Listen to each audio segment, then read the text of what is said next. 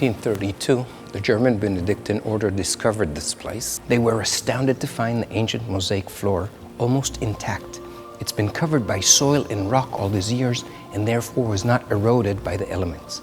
To this day, most of the mosaics inside are the original 5th century mosaics. Massive renovation took place in 1982 and turned the church we see today to be identical to the 5th century church. Because of their work here, the church is still under the German Benedictine order and not under the custody of the Franciscan Catholic Church like most Catholic sites in Israel. Care to join me and explore? Come.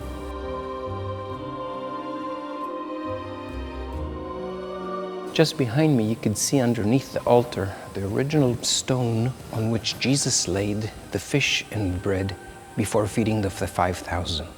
It was reduced in size and placed below the altar during the 5th century, and we can see that just in front of it is a mosaic depicting the 2 fish and the 5 loaves of bread that Jesus multiplied.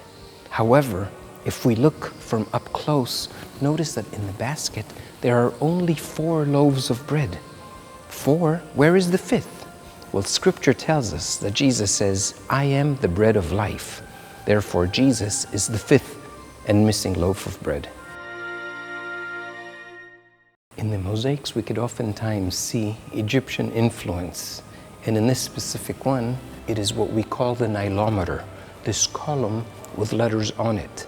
Nilometer used to be located at the sides of the Nile River.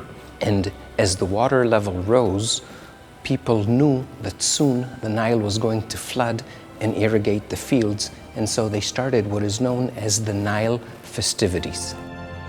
Notice over here the foundations of the original 4th century church protruding through the 5th century mosaic floor.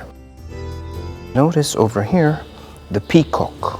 In Christian art, the peacock is usually representing Jesus, and so we see here Jesus among all the birds. And over here we see what is referred to as the bird's mosaic.